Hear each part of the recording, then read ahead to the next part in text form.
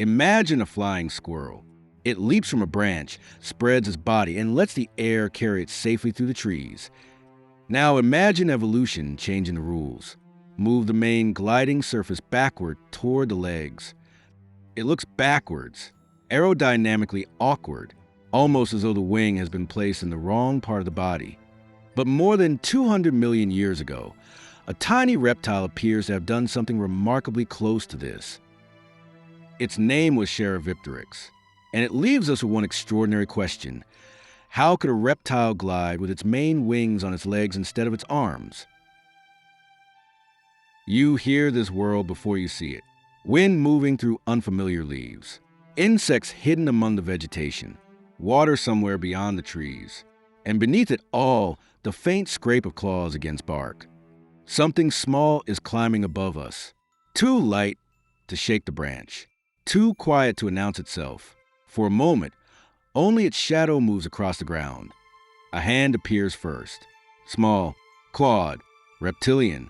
Then a narrow head, an alert eye, and a body that, at first glance, seems almost ordinary. But follow the body backward, and ordinary disappears. Pause. The hind limbs are impossibly long, stretched far beyond the proportions we expect from such a small reptile. And between those legs lies something stranger still. A sheet of skin, folded close to the body, not where our instincts tell us a gliding surface should be. The animal reaches the end of the branch. Ahead of it is nothing but open air. For almost any small reptile, this would be the place to turn back. This one does not turn back. It falls.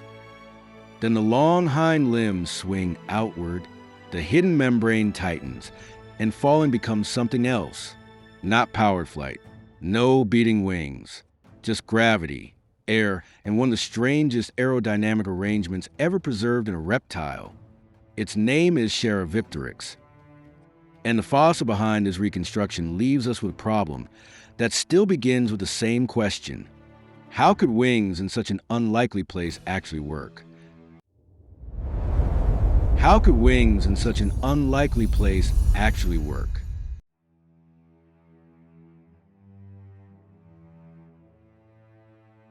Beyond extinction, the lost worlds remain.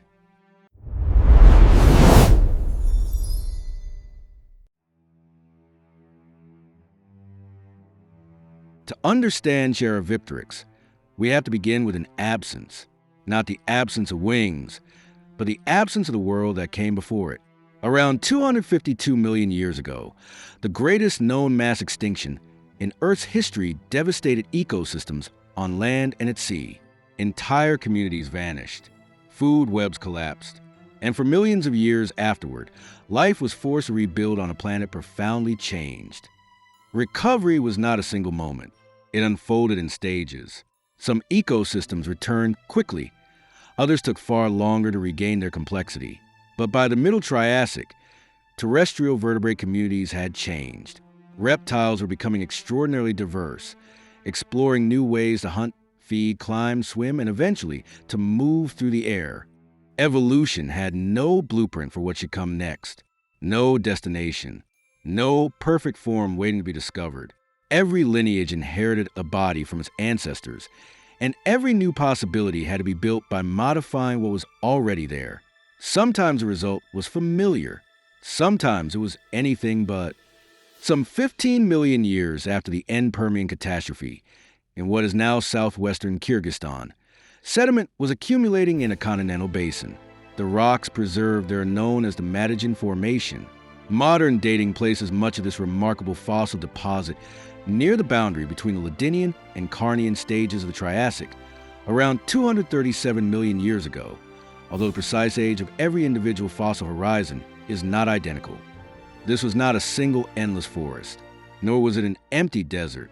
Sediments and fossil plants point to a varied landscape of alluvial plains, river systems, deltaic ground, and shallow lakes.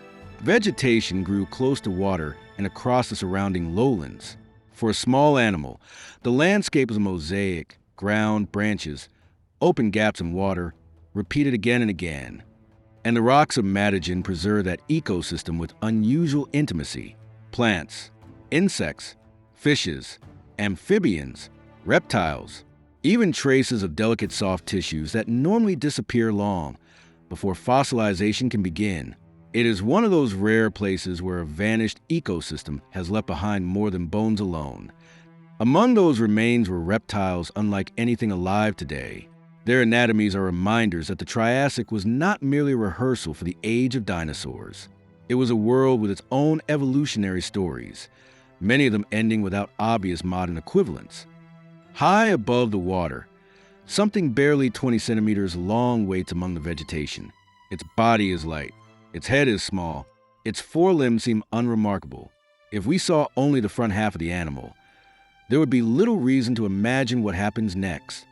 The only known specimen is about 200 millimeters in total length. The often cited mass of roughly 4.5 g is a modeling estimate rather than a directly measured value. Then it moves. The body shifts forward, and two extraordinary hind limbs unfold behind it. Between them, a thin membrane begins to tighten. In almost every vertebrate glider familiar to us, the major aerodynamic surface involves the front of the body. Here, the geometry is dominated by the rear. This is Sharovipteryx mirabilis, and even its name cannot prepare us for the arrangement preserved in its fossil, because what we are watching is a reconstruction, not a film recovered from the Triassic. The glide, the posture, the tension in the membrane, all of these must ultimately answer the evidence locked inside a single specimen. And that changes the question. Before asking how Sharovipteryx flew, we must ask something more basic. What is actually there? Which parts of this impossible-looking animal are preserved in stone? Which parts can be reconstructed with confidence? And which parts exist only because we are trying to make a fossil move again? To find out, we have to go back to the evidence.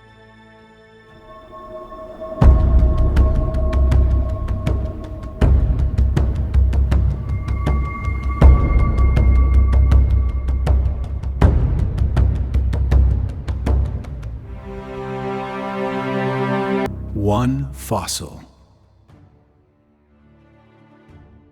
One fossil. That is where almost everything we say about Sharovipteryx must begin, not with an entire species spread across museum drawers, not with juveniles, adults, males and females. One extraordinary specimen, compressed into stone, incomplete in crucial places, yet preserving enough to reveal a body plan unlike that of any familiar vertebrate glider. When Alexander Sharer described the animal in 1971, it was called Podopteryx mirabilis, roughly the remarkable foot wing. The name itself captured the anatomical shock, but Podopteryx had already been used for a damselfly, and in 1981 the reptile received the name we use today, Sharovipteryx mirabilis. Now pull back. The skeleton is small and slender, with an elongated head and an anatomy that at first seems almost delicate. Then the hind limbs appear. Both the femur and tibia are extraordinarily long, each longer than the estimated distance between the shoulder and pelvic girdles. The proportions are not a minor variation. They dominate the animal. Long legs alone would be strange.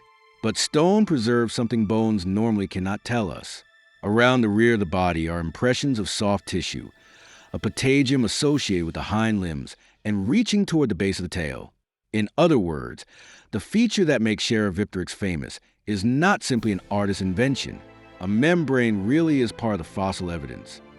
And here, one reconstruction error matters enormously. The major membrane was not a flying squirrel-style sheet stretching from the hands to the feet. A detailed re-examination of the specimen concluded that the preserved patagium did not extend to the pectoral limbs. The principal aerodynamic surface was concentrated behind the body, around those remarkable hind limbs. But paleontology rarely rewards us with perfect boundaries. Part of the pectoral region is missing or obscured in the specimen. That means we should be careful with what happens near the front of the animal.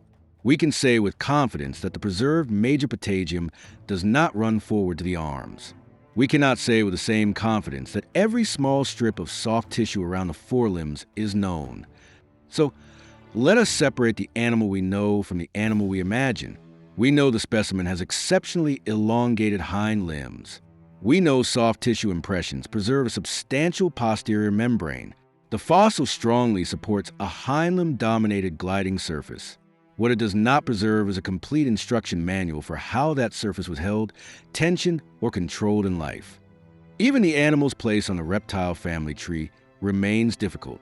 Sharovipteryx has often been discussed alongside early archosauromorphs, once grouped loosely as proterosaurs, and possible links with Tenistrophiids have been proposed. But modern phylogenetic work still describes its exact position as highly uncertain, largely because the specimen is both specialized and frustratingly poor in some of the anatomical details needed to test relationships. That uncertainty has consequences. Sharovipteryx has sometimes been pulled into grand stories about the origin of pterosaurs, but hypotheses linking it closely to pterosaur ancestry have not become the accepted explanation of pterosaur origins. A strange animal is not automatically a missing link. Similarity can inspire a hypothesis. Only a broader pattern of anatomy can support one, and this is where the fossil reaches its limit. It can show us long legs. It can show us the membrane. It can tell us that the reconstruction must place the main surface at the rear, but stone cannot show us the air moving across that surface. To discover whether this impossible-looking shape could really glide, we have to take the fossil out of the rock and put it into the wind. A shape preserved in stone must now face the air.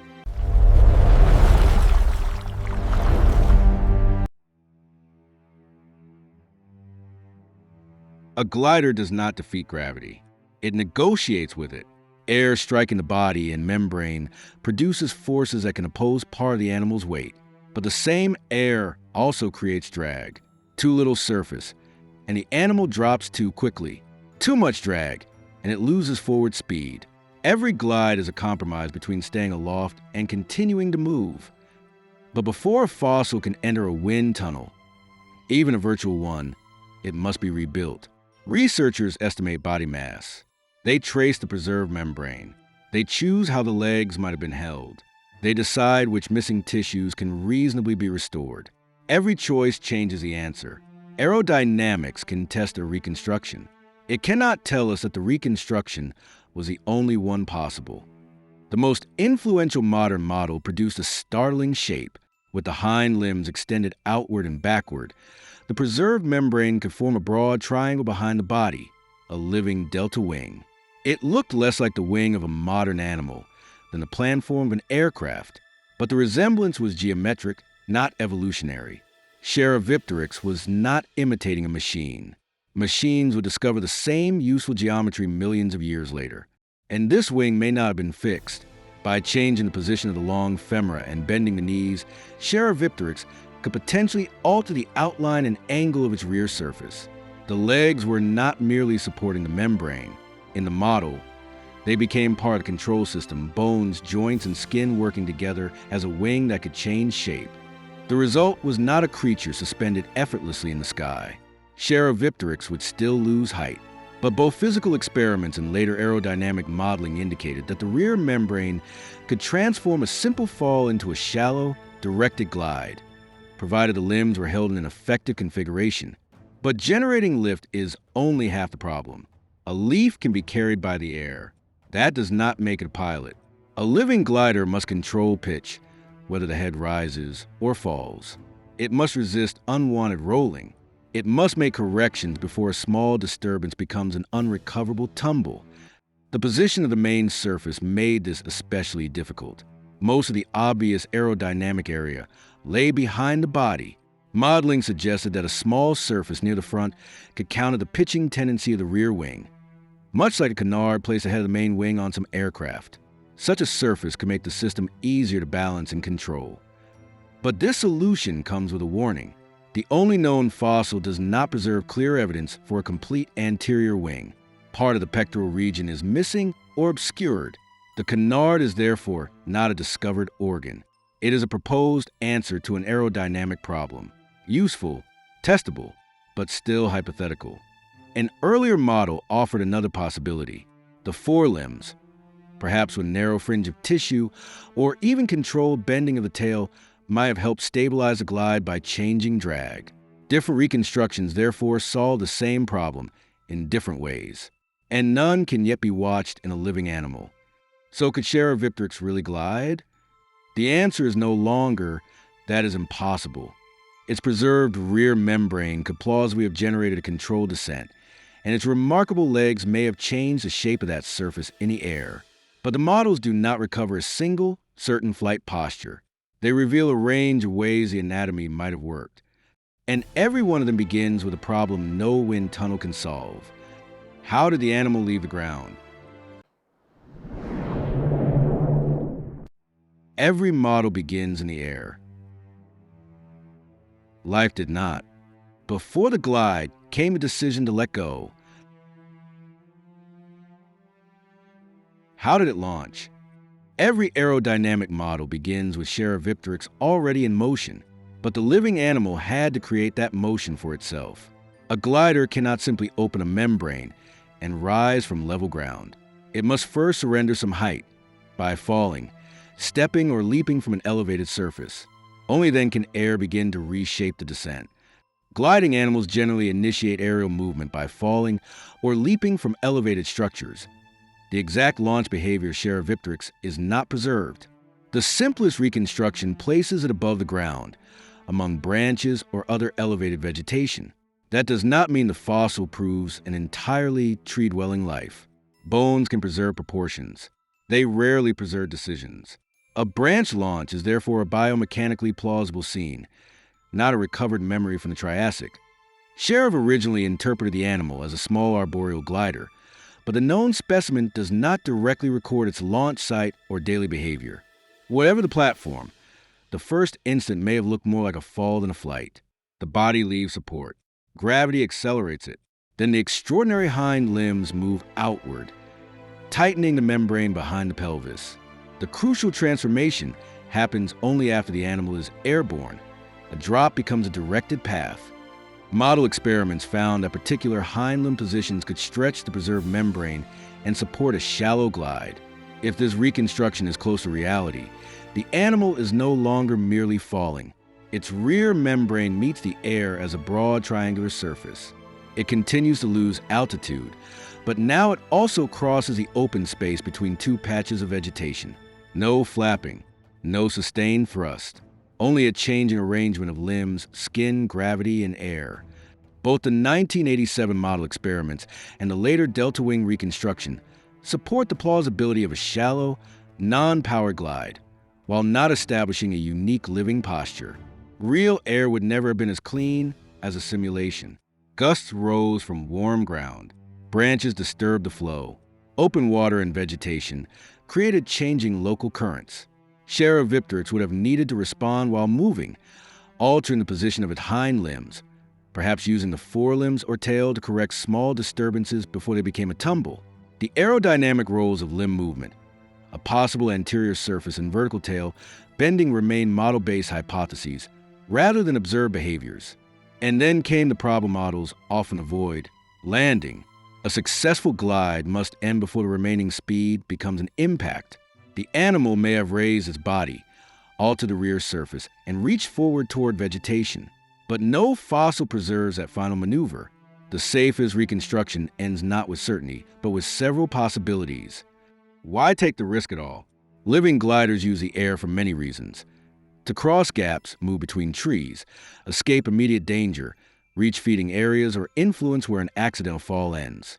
Any of these advantages could make controlled descent valuable. But Sharovipteryx does not come with a behavioral record. We cannot select one motive simply because it produces the most dramatic scene. Modern gliders use aerial movement in multiple ecological contexts, but these comparisons cannot establish the specific function of gliding in Sharovipteryx. The same restraint applies to the rest of its life. We do not know how often it glided. We do not know whether the membrane evolved mainly for routine movement, emergency descent, or some combination of both. We cannot tell whether every individual used the air equally well. One compressed skeleton can reveal a remarkable capability. It cannot reconstruct an entire life history. The species remains known from a unique holotype, making individual variation, growth, and behavioral frequency inaccessible.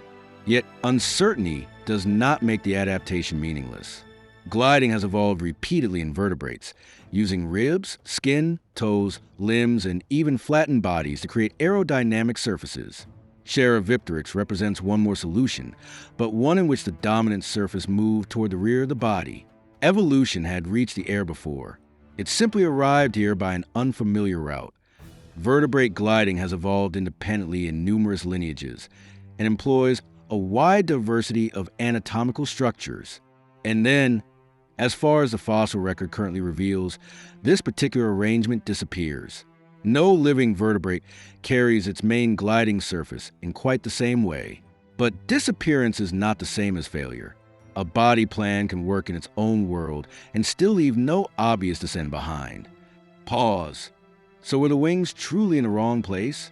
Sharovipteryx remains represented by a unique specimen with an uncertain exact position among early archosauromorphs. The absence of a modern equivalent does not establish why its lineage vanished. A body plan can work in its own world and still leave no obvious descent behind. So were the wings truly in the wrong place? At the beginning, we asked a question that seemed almost absurd. How could a reptile glide when its main aerodynamic surface was concentrated around its legs instead of its arms? After the fossil, the reconstructions, and the physics, the answer is no longer impossible. The long hind limbs could stretch the preserved membrane into a broad surface behind the body. In aerodynamic models, that surface was capable of reshaping a fall into a shallow glide. The position of the legs may even have altered the geometry of the wing while the animal was moving through the air. But that is not the same as knowing exactly how Sharovipteryx moved.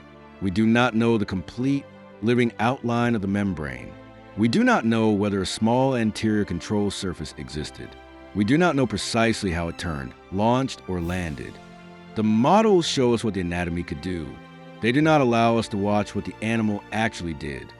Even its place in the reptile family tree remains uncertain. Sharovipteryx survives as one highly specialized specimen, anatomically remarkable, yet incomplete in many of the places needed to understand its relationships and its life. Yet uncertainty does not diminish what the fossil reveals. It sharpens it. A small reptile once carried an aerodynamic arrangement with no exact equivalent in the living world. Not a failed bird, not an unfinished pterosaur. A successful animal shaped by the demands of its own time and place. Evolution did not decide to place a wing in the wrong part of the body. Evolution does not plan ahead. It cannot imagine a bird, a bat, or an aircraft waiting somewhere in the future. It can only modify what already exists and test those changes against the present. For Sharovipteryx, that process produced a solution the modern world would never quite repeat.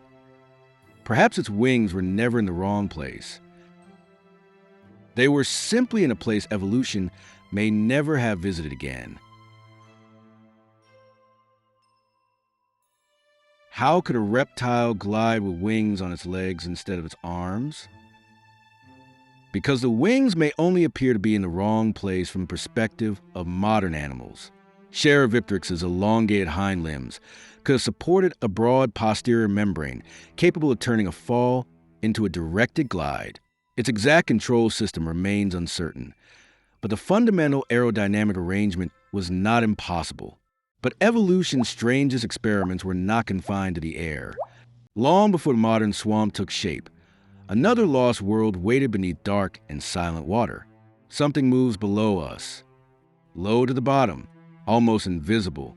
Then it turns, and its head keeps widening. A skull shaped like no amphibian alive today. But was it armor, a weapon, or something built to control the water itself?